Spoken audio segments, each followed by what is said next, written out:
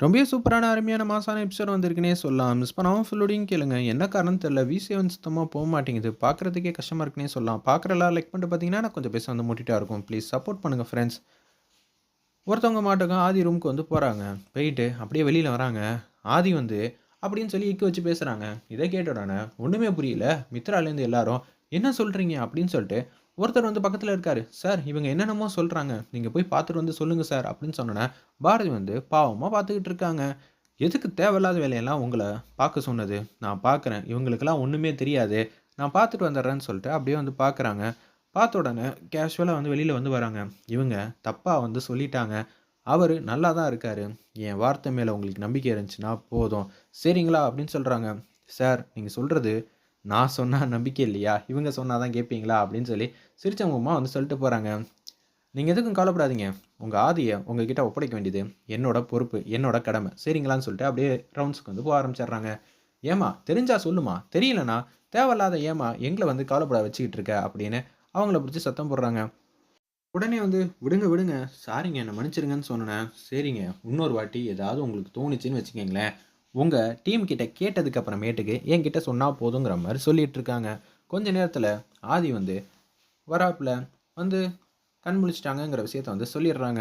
இன்னும் ஒரு 1 மணி நேரம் 2 மணி நேரம் ஆகட்டும் அப்படின்னு சொல்றப்ப ஆதிக்கு ஏதோ ஒரு விஷயம் வந்து மனசுல வந்து பண்ணிக்கிட்டே இருக்கு. என்ன செய்றதுன்னு சரியா வந்து தெரியல. இங்க வந்ததுக்கான காரணம் உள் மனசுல வேற ஏதோ ஒரு விஷயம் இருக்குன்னு சொல்லிட்டு, அந்த இடத்துல இதுக்கான காரணம் யாரோ அவங்க வராங்க.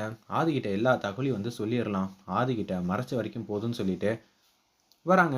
வந்த உடனே, "தம்பி நான் உங்ககிட்ட உண்மையெல்லாம் சொல்லணும். என்ன மன்னிச்சிருங்க. 5 வருஷத்துக்கு முன்னாடி உங்களுக்கு என்ன நடந்துச்சு, ஏது நடந்துச்சுன்னு தெரியாம இருக்குல்ல. அது எல்லாத்துக்கும் காரணம் நான் தான் தம்பி" அப்படின்னு சொல்றாங்க. "என்ன சொல்றீங்க? நீங்களா?" "ஆமாம் தம்பி. நான் எத்தனையோ வாட்டி உங்கள்ட்ட சொன்னேன்.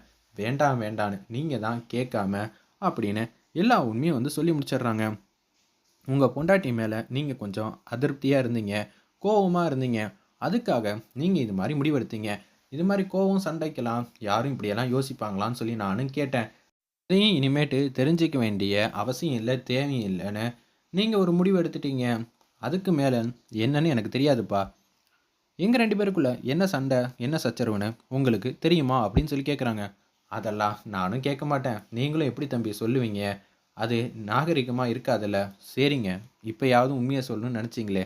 எனக்கு எல்லாமே வந்து தெரிஞ்சிருச்சு. வெளியில நிக்கிற பாரதி தான் என்னோட மனைவின்னு. ஆனா இந்த ரகசியம் யாருக்கும் தெரியாது. நீங்க இந்த விஷயத்த யார்கிட்டயும் சொல்லக்கூடாது.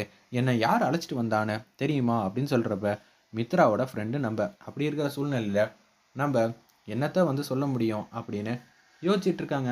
சரின்னு சொல்லிட்டு அமைதியாயிட்டு வெளில வராங்க. மித்ரா அவங்க நல்லா தான் இருக்காங்க. நீங்க எதுக்கும் கவலைப்படாதீங்கன்னு சொல்லிட்டு அப்படியே கேஷுவலா வந்து வெளியில வந்து போறாங்க. எதுக்காக?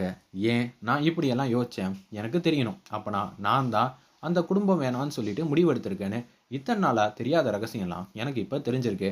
என்ன காரணமா இருக்கும்? ஏற்கனவே குழப்பத்துல இருந்தேன்னா, இப்ப அதுக்கான அடுத்த படிய வந்து போயிருக்கேன். இப்படியே யோசிச்சுட்டே இருந்தேன்னா, கூடிய சீக்கிரம் எல்லாமே வந்து தெரிய போகுதுன்னு புரிஞ்சுக்கிறாங்க. அப்பனா என் மேல அன்பு பாசம் இல்லாம இருந்தாங்களா? நம்ப பாரதி. அதனால இப்படி ஒரு முடிவு எடுத்தனா? அப்படின்னு ஆதி வந்து யோசிச்சுட்டு இருக்காங்க.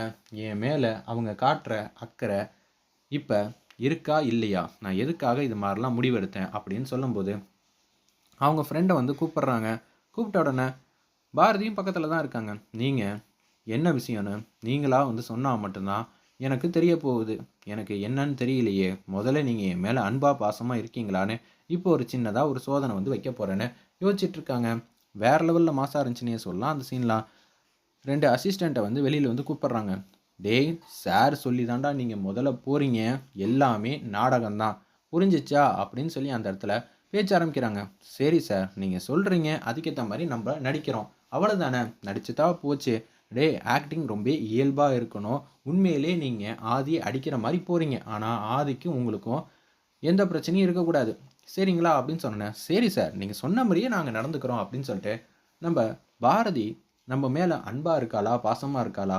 என்னவா காரணம் இருக்கும்? அப்படின்னு சொல்லி தெரிஞ்சுக்கிட்டா, அடுத்தது என்ன ஏதுன்னு நமக்கு கொஞ்சமாவது புரிய வருங்கிற மாரி, ஆதி வந்து ரொம்ப புத்திசாலித்தனமா வந்து யோசிச்சுட்டு இருக்காங்க. அந்த இடத்துல அப்பன்னு பார்த்து, பாரதி வந்து நல்லா அசந்து தூங்கிட்டு இருக்கிறப்ப, "டேய் சார் என்னமோ வந்து யோசனையில இருக்காரு. அதுக்கேத்த மாரியே நம்ப இந்த விஷயத்த வெற்றிகரமா செஞ்சு முடிக்கணும்னு சொல்லிட்டு, கேஷுவலா சத்தம் போடாம வராங்க. அப்பன்னு பார்த்து, அந்த மேடம் இருக்கிறப்ப தான் நீங்க அடிக்கவே போணும். அவங்க தடுக்குறாங்களா இல்லையான்னு சாருக்கு வந்து தெரியணும் அப்படின்னு சொல்றப்ப, ஓகே அதுக்கேத்த மாரி பண்ணுவோம்ன்னு சொல்லிட்டு, கிட்டக்க வந்தோனே கத்துறாங்க. கத்துனோனே, "என்ன ஆச்சு? இவங்க எதுக்கு இங்க வந்தாங்க? அண்ணா என்னடா பிரச்சனை உங்களுக்கு? தயவு செஞ்சு இங்கேருந்து வெளியில போங்க." "அதெல்லாம் முடியாது. எனக்கு இவருக்கும், எனக்கும் ஏகப்பட்ட இதெல்லாம் இருக்கு. அதெல்லாம் இப்ப தான் நான் பேசப் போறேன். அதெல்லாம் ஒண்ணும் வேணாங்கிற மாரி சொல்றப்ப, "நீ சும்மா இரும்மா! உனக்கெல்லாம் ஒண்ணும் தெரியாதுன்னு" சொல்லிட்டு அடிக்கலான்னு வரப்ப, கரெக்ட்டா நம்ம பாரதி கைய வந்து பிடிச்சிடுறாங்க. புடிச்ச அடுத்த நொடியே வந்து ஆதிக்கு நல்லாவே தெரியுது. என் மேல எவ்வளோ அன்பு, பாசம் வச்சிருக்காங்க. ஃபீல் பண்றாங்க. எனக்காக வந்து இப்பயும் வந்து பேசிட்டு இருக்காங்கன்னா, அவங்க மனசு எவ்வளோ வந்து நல்லவங்களா இருப்பாங்கன்னு நல்லாவே தெரியுது. அப்படின்னு சொல்லிட்டு, "போங்கடா" அப்படின்னு சொன்னோனே, அங்கேருந்து போயிடுறாங்க. இத கேட்ட உடனே ஒண்ணும் புரியாம நிக்கிறாங்க அந்த இடத்துல. நம்ம பாரதி. பாரதி என்ன ஆச்சுன்னு சொல்லிட்டு ஆல்ரெடி பஞ்செல்லாம் வந்து வச்சிருக்காங்க. பாரதி கைய வந்து பார்த்துட்டு இருக்காங்க. வேற லெவல்ல மாஸா இருந்துச்சுன்னே சொல்லலாம் அந்த சீன்லாம். அப்பனா நான் யோசிச்சது தப்பு. இவங்க ரொம்பவே நல்லவங்களா இருக்காங்கன்னு டிக் பண்றாங்க. நம்ப ஆதி என்ன காரணமா இருக்கும்? அப்பனா நான் தான் தப்பான முடிவு எடுத்திருக்கேன்னு தெள்ள தெளிவா தெரியுது. என்ன நெனச்சா எனக்கே கேவலமா இருக்கேன்னு ஆதி வந்து தான் மேலேயே வந்து அதிகமா வந்து கோவப்பட்டுட்டு இருக்காங்க. "என்ன ஆச்சு ஆதி?" அப்படின்னு சொல்றப்ப, "கைய காட்டுங்க" அப்படின்னு சொல்லிட்டு கைய வந்து அன்பா பாசமா வந்து பார்த்துட்டு இருக்காங்க. கைய புடிச்சு ஃபீல் பண்ணி அழுவணும்னு தோணுது. நம்ப ஆதிக்கு மன்னிப்பு கேட்கணும்னு. ஆனா, அவங்களால கேட்க முடியாது. என்ன காரணம்னு எனக்கு தெரியாதப்ப, நான் எப்படி இவங்க கிட்ட வந்து மன்னிப்பு கேட்க முடியும்? எல்லாத்தையும் தெரிஞ்சுக்கிட்டு இவங்க கால்ல வேணாலும் விழுவலாம். தப்பே இல்ல அப்படின்னு சொல்லி யோசிச்சுட்டு ஃபீல் பண்றப்ப, ஆதி அழுவுறத பார்க்குறாங்க. "என்ன ஆச்சு ஆதி? அழுவுறீங்களே?" அப்படின்னு சொல்றப்ப, அவங்க கண்ணீர் வந்து கையில வந்து படுது. இத பார்த்த உடனே, "அப்படியெல்லாம் அழுவாதீங்கன்னு" பாரதி வந்து அன்பா, பாசமா வந்து தொடச்சு விடுறாங்க.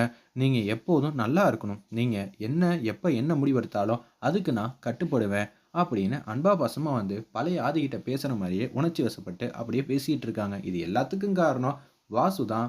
இப்ப அவங்கள இது மாரிலாம் வந்து பேச வச்சிருக்காங்க.